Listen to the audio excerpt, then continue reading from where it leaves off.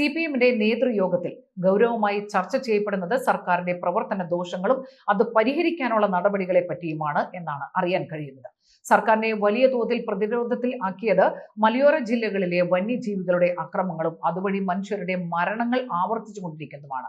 വനം വകുപ്പ് മന്ത്രി ഓരോ മരണം ഉണ്ടാകുമ്പോഴും പല മണ്ടത്തരങ്ങളും വിളിച്ചു പറയുന്നതും ഈ പ്രസ്താവനകൾ വാർത്തകളായി പുറത്തു വന്ന ശേഷം തെറ്റിദ്ധരുത്താൻ നടക്കുന്നതും സർക്കാരിനെതിരെ വിമർശനം ഉണ്ടാക്കുന്നതായി നേതാക്കൾ പറഞ്ഞു കഴിഞ്ഞിരിക്കുന്നു.